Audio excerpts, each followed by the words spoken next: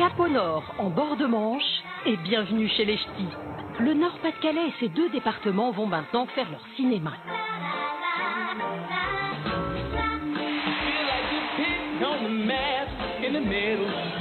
Oubliez vos clichés, ici on voit la vie en couleur et on oublie vite la pluie et la grisaille. Le Nord-Pas-de-Calais va vous étonner. Ce sable fin n'est pas celui de la Côte d'Azur, mais de la Côte d'Opale. Les habitants du Touquet vivent dans un décor de vacances toute l'année.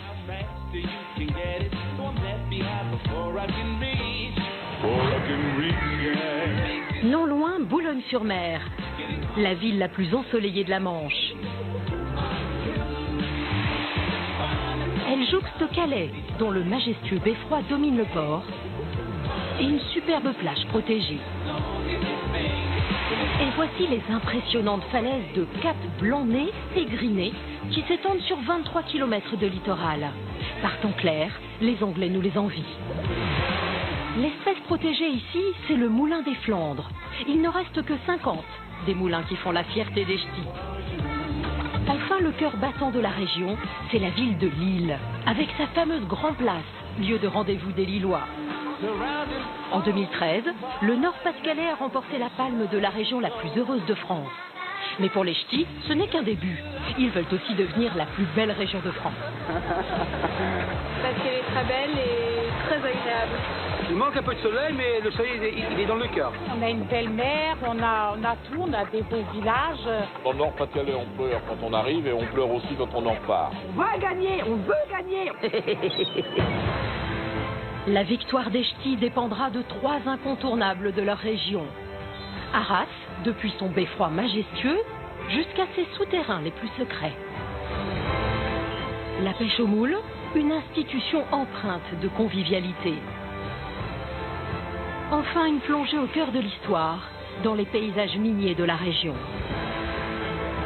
Ces trois merveilles du Nord-Pas-de-Calais vont-elles suffire à renverser toutes les certitudes de nos experts ? Cette région du Nord-Pas-de-Calais, c'est vrai, elle n'a pas forcément une bonne image au départ, donc elle part avec un handicap quand même. Les préjugés que j'avais, moi, je pensais la pluie, un peu de vent, le ciel bien bas. On a l'impression qu'on va trouver de la pluie, de la grisaille, des terrils, la mine.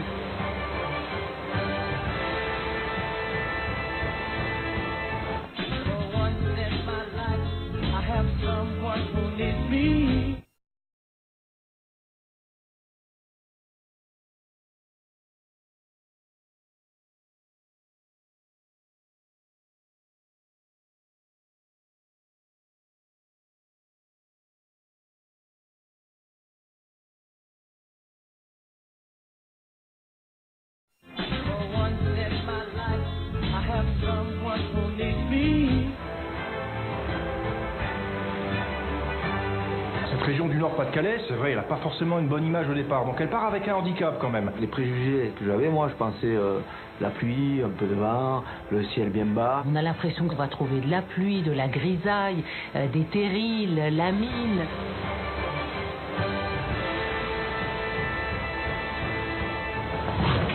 Premier arrêt dans la région, Arras.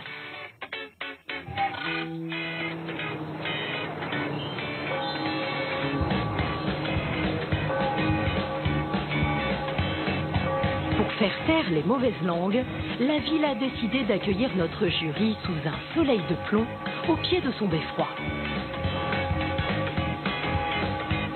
Ce beffroi, il a été intégralement détruit pendant la guerre de 14. Alors ce qu'on voit là, il faut imaginer ça, un vide, des ruines absolues dans ce bâtiment auquel les habitants étaient tellement attachés. Ça a été vraiment une région très endolorie par ce conflit. Et pour obliger nos experts à admirer le soleil, leur guide du jour les attend au milieu du ciel. Eh oh! Oh, mais regardez ça! Il est là-haut! Bougez pas, je descends! Lorsqu'il descend sur Terre, Pascal n'a qu'un objectif, faire partager sa passion pour sa ville d'Arras. Et pour déverrouiller les a priori de nos jurés, il pense avoir les clés. Oui, le Nord-Pas-de-Calais, c'est la plus belle région de France. Pour découvrir Arras, j'ai dans mes poches les clés pour accéder à tout, que ce soit à 75 mètres de hauteur ou à 20 mètres de profondeur. J'ai toutes les cartes en main pour bluffer le jury. Donc je suis ici pour vous montrer pourquoi Arras, C'est quelque chose à découvrir et c'est vraiment un fleuron du Nord-Pas-de-Calais qui peut faire gagner notre région. On va aller voir ça. Pascal veut frapper vite et fort. Il conduit immédiatement les experts au sommet du beffroi. Reste à savoir si Clémentine, Jean-Bernard et Christian auront le souffle coupé par l'ascension ou par la vue. Nous y voilà. Alors, C'est somptueux. Ça valait le coup quand même. Ah, c'est superbe. Extraordinaire, extraordinaire. qu'est-ce que c'est beau cette place, qu'est-ce que c'est joli. Vous comprenez maintenant pourquoi ce beffroi est classé au patrimoine mondial de l'UNESCO. Pascal ne perd pas une seconde pour placer l'info. L'UNESCO vient en effet de classer le beffroi d'Arras comme 22 autres beffrois du Nord. Des symboles très forts de la région.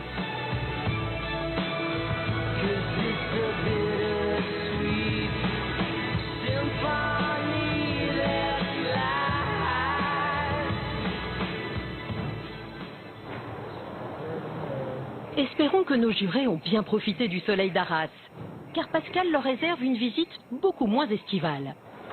Le guide conduit nos experts dans un lieu totalement inattendu, un fast-food. Pascal aurait-il décidé de s'aborder tout à coup sa région? Manger un kebab, mais Ouais, je vous amène à un petit restaurant, c'est pas pour manger, mais c'est pour découvrir cette trappe secrète qui est ici sous cette table. Pascal ne me dit pas qu'on va aller dedans. Et si on est monté très haut, eh bien on va descendre très bas cette fois. Parfait.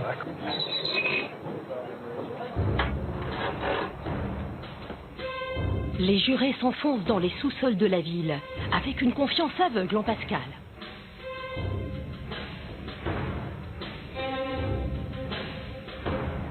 Oula, la vache. On va découvrir des carrières, notamment la carrière ça. Wellington. C'est impressionnant ça. C'est ça, alors la fameuse carrière Wellington. Ce sont des carrières médiévales réaménagées par les soldats britanniques pendant la Première Guerre mondiale pour que 24 000 hommes puissent vivre ici pendant les 8 jours qui précèdent la bataille d'Arras le 9 avril 1917.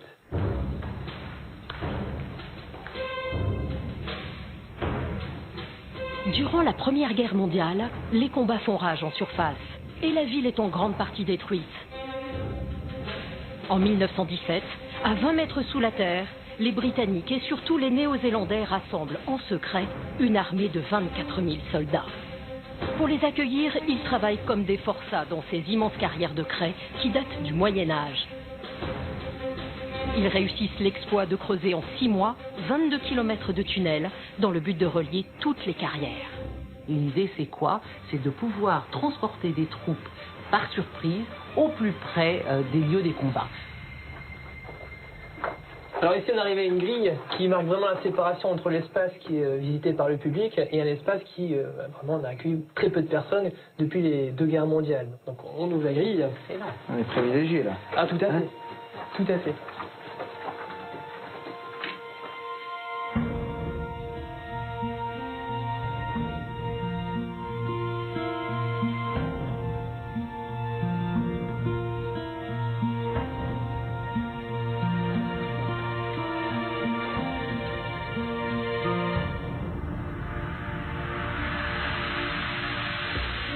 J'ai l'impression de rentrer dans l'histoire. C'est un véritable voyage dans le temps pour nos jurés. Ils rentrent dans l'intimité des soldats. Rien n'a bougé depuis près de 100 ans dans ces carrières. Surpris d'arriver comme ça, puis de trouver voilà, tous ces objets. C'est incroyable ça. Tout est... L'obus, vaut mieux pas y toucher parce que justement ce sont des objets laissés ici par les archéologues. Ce sont des écuelles laissés par les soldats. Des vieux godillots, regardez, ça doit être des brodequins de la guerre de exactement. 14. C'est un objet intime, c'est un objet personnel, ça a été porté par un brave gars, peut-être alors là, c'est là que l'imagination doit travailler. Ouais. Ces objets, c'est symbolique, ça a vraiment une vraie histoire, quoi. Moi qui ne suis pas rentré souvent dans l'histoire, ni par les livres, ni à l'école, je trouve que pour moi, c'est un vrai moment.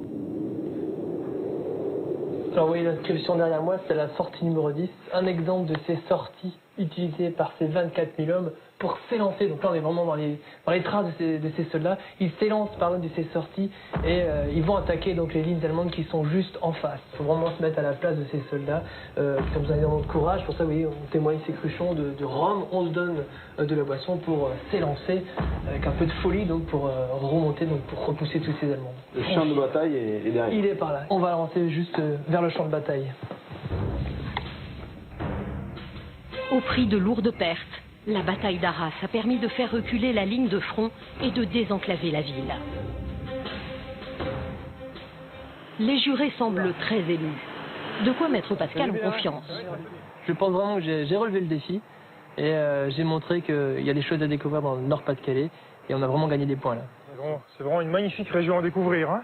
Ouais, moi je reste beaucoup plus impressionné par ce que j'ai vu là, la carrière de Wellington, tu vois, que ce matin, le beffroi, ça m'émeut plus ce que j'ai vu cet après-midi. Parce que c'est un endroit qui est lié à un drame, à un moment de sacrifice humain, d'angoisse, et c'est beaucoup plus chargé. Mais pas seulement, parce que je crois que ça vient aussi du guide, Pascal. Il a donné ses tripes pendant la visite, et moi je l'ai senti. En tout cas, messieurs, moi je compte sur vous, hein, toi pour me faire un bon grog et toi une bouillotte. Hein.